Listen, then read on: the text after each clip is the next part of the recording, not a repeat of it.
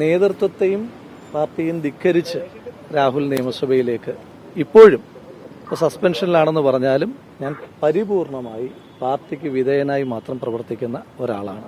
ഈ ഇടതുപക്ഷ സർക്കാരിനെതിരെ ആദ്യമായി സമരം ചെയ്തപ്പോൾ 18ാമത്തെ വയസ്സ് ജയിലിൽ പോയ ആളാണ് ഞാൻ. എനിക്കെതിരായി എന്തെങ്കിലും ഉണ്ടെങ്കിൽ എന്നെ കൊന്നു തിന്നാൻ നിൽക്കുന്ന ഒരു സർക്കാരിന് ഏറ്റവും വിശ്വാസമുള്ള അന്വേഷണ ഏജൻസിയാണ്. രാഹുൽ ഇനി മുതൽ എല്ലാ ദിവസവും സഭയിൽ ഉണ്ടാവോ? ആദ്യമേ തന്നെ പ്രിയപ്പെട്ട മാധ്യമ സുഹൃത്തുക്കളോട് പറയാനായിട്ടുള്ളൊരു കാര്യം, നിങ്ങൾ വാർത്തകൾ കൊടുക്കുന്ന സമയത്ത് നിങ്ങൾക്ക് ഇഷ്ടമുള്ള വാർത്ത കൊടുക്കാനുള്ള പൂർണ്ണമായ സ്വാതന്ത്ര്യമുണ്ട്. ആ സ്വാതന്ത്ര്യത്തെ ഒന്നും ചോദ്യം ചെയ്യാൻ ഒരു കാലത്ത് ഞാൻ ശ്രമിച്ചിട്ടില്ല. പക്ഷേ അതിന് യാഥാർത്ഥ്യത്തിന്റെ എന്തെങ്കിലും ഒരു പരിസരം വേണം എന്ന് നിങ്ങളോട് വളരെ സ്നേഹത്തോടെ വിനയത്തോടെ അഭ്യർത്ഥിക്കുവാൻ ആഗ്രഹിക്കുകയാണ്. ഇന്ന് കണ്ട 2 വാർത്തകൾ മാത്രം പറയാം. ഒന്ന്, നിങ്ങൾ കൊടുത്തൊരു വാർത്ത നേതൃത്വത്തെയും പാർട്ടിയും ധിക്കരിച്ച് രാഹുൽ നിയമസഭയിലേക്ക് എന്നാണ് പറഞ്ഞത്. ഒന്ന്, ഏതെങ്കിലും കാലത്ത് പാർട്ടി അനുകൂലമായതോ വ്യക്തിപരമായി പ്രതികൂലമായതോ തീരുമാനം എടുക്കുമ്പോൾ ആ തീരുമാനത്തെ ധിക്കരിക്കുവാനോ ലംഘിക്കുവാനോ ഒരു കാലത്തും ശ്രമിച്ചിട്ടുള്ളൊരു കോൺഗ്രസിന്റെ പ്രവർത്തകനല്ല ഞാൻ.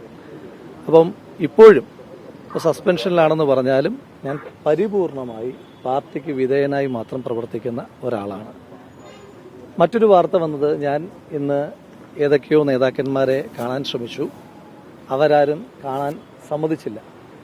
ആ വിഷയത്തിലും എനിക്ക് പറയാനായിട്ടുള്ളത്, ഒരു സസ്പെൻഷൻ കാലാവധിയിൽ ഉള്ള ഒരു പ്രവർത്തകൻ എങ്ങനെയൊക്കെയാണ് പെരുമാറേണ്ടതെന്നുള്ളൊരു ബോധ്യം ഈ പാർട്ടിയുടെ നിരവധി കാലമായിട്ടുള്ളൊരു പ്രവർത്തന നിലയിൽ എനിക്കുണ്ട്. അപ്പോൾ അതുകൊണ്ട് ഞാൻ ഒരു നേതാവിനെ കാണാൻ ശ്രമിച്ചിട്ടില്ല. കാരണം സസ്പെൻഷൻ പീരീഡിന് ചില മാനദണ്ഡങ്ങളുണ്ട്. വ്യക്തിപരമായി കാണാൻ ശ്രമിച്ചിട്ടില്ല, ആരെയും കണ്ടിട്ടില്ല, ആരും അനുവാദം അതുകൊണ്ട് തന്നെ നിഷേധിച്ചിട്ടുമില്ല. പിന്നെ മറ്റൊരു കാര്യം എനിക്ക് സൂചിപ്പിക്കാനായിട്ടുള്ളത്, ഇപ്പോൾ ഈ ആരോപണങ്ങളൊക്കെ ഉണ്ടായി, ചില മാധ്യമങ്ങളൊക്കെ ഞാൻ മൗനത്തിലാണെന്നൊക്കെ വാർത്ത കൊടുക്കുന്നുണ്ട്. ഈ ആരോപണം വന്ന് തൊട്ടടുത്ത ദിവസം തന്നെ വളരെ വിശദമായ മാധ്യമ സമ്മേളനം നടത്തിയ ആളാണ് ഞാൻ.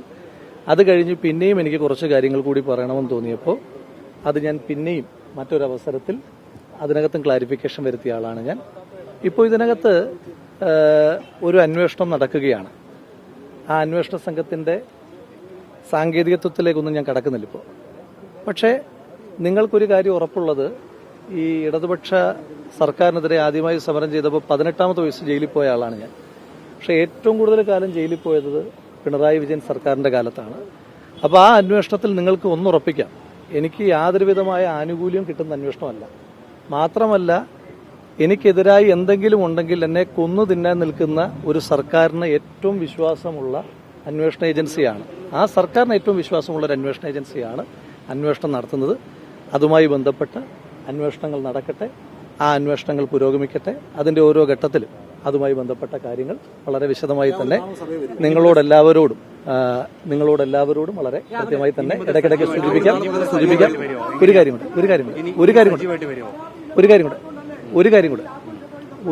കൂടെ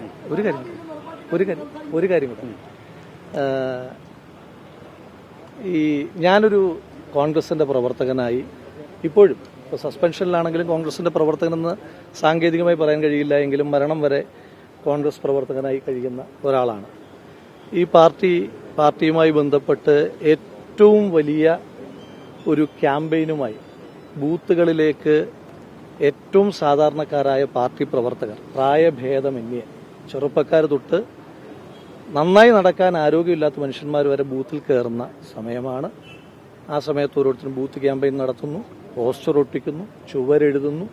അതുപോലെ തന്നെ സമരങ്ങൾ, ഏറ്റവും ശക്തമായ സമരങ്ങൾ. ഇന്ന് പോലും KSUവിന്റെ DG ഓഫീസിലേക്കുള്ള മാർച്ച് നടക്കുന്നു. യൂത്ത് കോൺഗ്രസിന്റെ വിവിധങ്ങളായ സമരങ്ങൾ നടക്കുന്നു.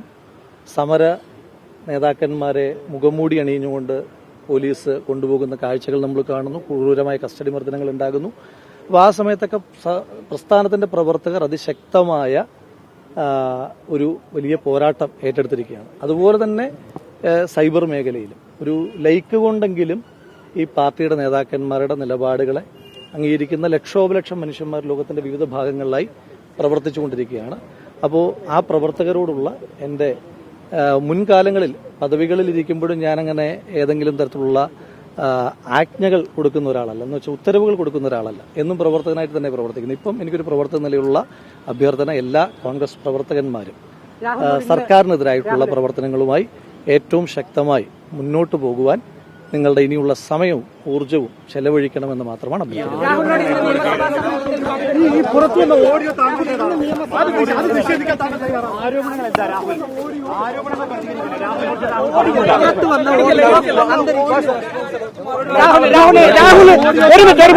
സംഘത്തിന്റെ രാഹുലിന് പറയാനുള്ളത് രാഹുൽ എന്നും പറയുന്നുണ്ട്. എങ്കിൽ പക്ഷെ രാഹുൽ പ്രധാനമായും പറയേണ്ടത് പുറത്തു വന്ന ഓഡിയോയെ കുറിച്ചാണ്. അതിലൊരു വിശദീകരണം രാഹുൽ നൽകൂ. അതൊന്ന് പറയും. ശരി അന്വേഷണ സംഘത്തിന്റെ പരിധിയിലിരിക്കുന്ന കാര്യങ്ങൾ, ആ പരിധിയിലിരിക്കുന്ന വ്യവസ്ഥയിൽ ഞാൻ പറഞ്ഞല്ലോ ഒരു അന്വേഷണം നടന്നുകൊണ്ടിരിക്കുകയാണ്. ആ അന്വേഷണ സംഘത്തിന്റെ പരിധിയിലിരിക്കുമ്പോൾ അത്തരം കാര്യങ്ങളെല്ലാം നിയമപരമായി കൂടുതൽ വാർത്തകളും വിശേഷങ്ങളും നിങ്ങൾക്ക് ലഭിക്കാൻ കേരളീയം ന്യൂസ് സബ്സ്ക്രൈബ് ചെയ്യുക. കൂടെ ബെൽ ബട്ടണും അമർത്തുക.